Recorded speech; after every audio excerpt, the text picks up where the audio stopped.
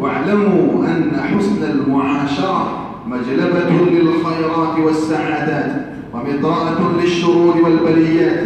واعلموا أن الفرحة والسرور في حسن المعاشرة، وبه تجمع الصدور ويبعد النفور. فيكفي في ذلك قوله تعالى: وعاشروهن بالمعروف فإن كرهتموهن فعسى أن تكرهوا شيئا ويجعل الله فيه خيرا كثيرا. أي ولدا صالحا.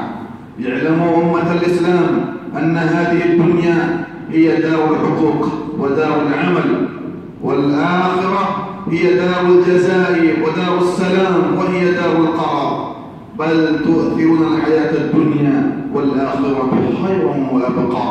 فاعلموا عباد الله أن حقوق الزوجين تتفرع بعقد النكاح، فهذا عقد ميمون، وذلك عبادة تستمر إلى أن يموت أحد منهما، وفيه التعاون في شؤون الحياة كلها وحسن الصلة بالله عز وجل. لذلك أرشد نبينا صلى الله عليه وسلم إلى ذلك قولا وعملا، سرا وجهارا، ليلا ونهارا، ظاهرا وباطنا، لتكون الأسرة بيئة صالحة وقدوة مباركة وأسوة حسنة.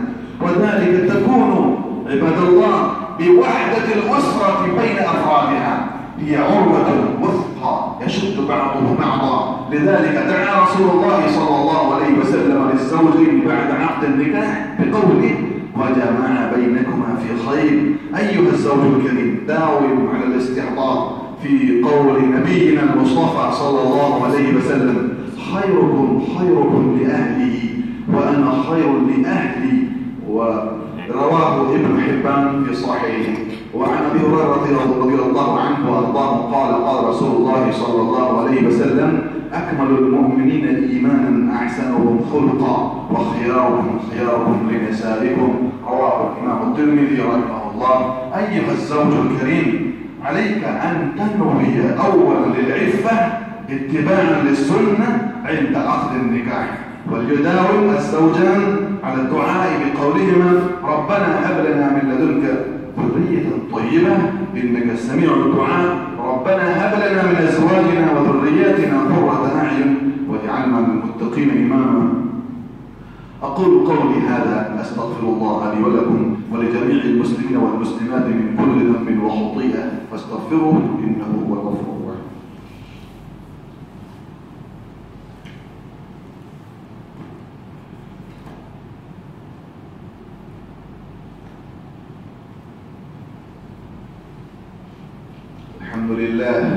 الحمد لله نحمده ونستعينه ونستغفره ونؤمن به ونتوكل عليه، ونعوذ بالله من شرور أنفسنا ومن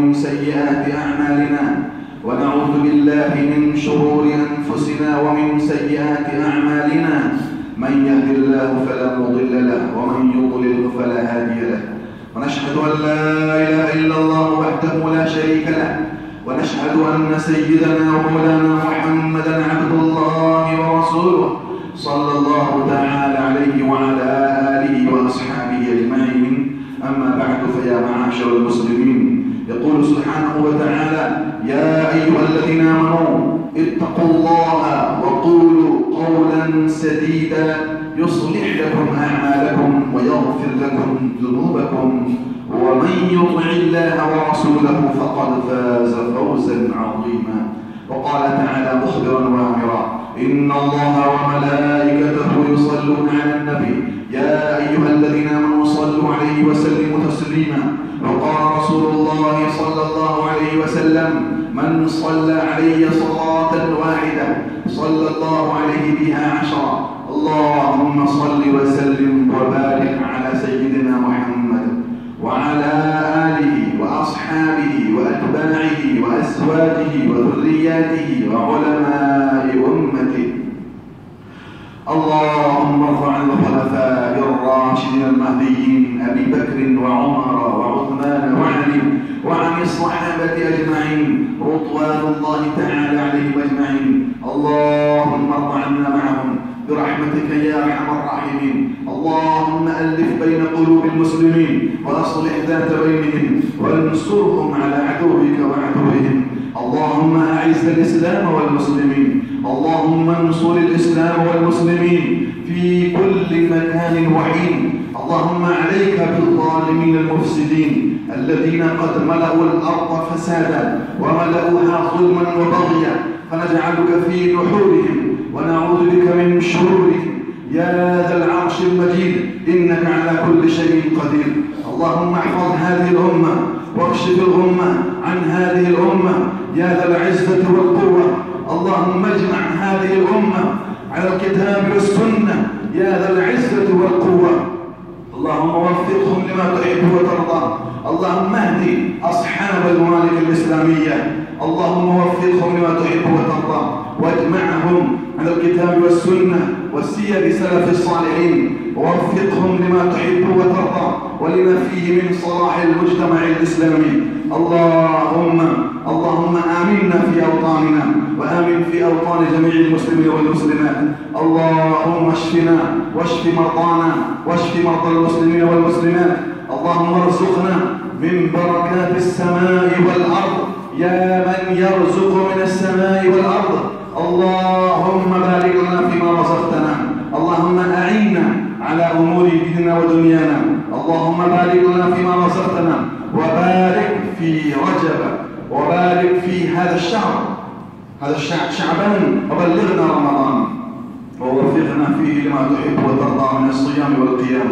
اللهم بلغنا رمضان، اللهم بلغنا رمضان يا حنان يا منان، ووفقنا فيه لما تحب وترضى من الصيام والقيام وتلاوة القرآن والصلة مع الأرحام ومع الأنام. اللهم سلمنا لرمضان وسلم لنا رمضان. اللهم تقبل منا إنك أنت السميع العليم، وتب علينا إنك أنت التواب الرحيم. اللهم اغفر لنا ولوالدينا ولأساتذتنا ولمشايخنا ولأزواجنا ولأولادنا ولأصدقائنا ولأعزتنا ولمن أوصانا بالدعاء ولمن له حق ومن وإحسان علينا.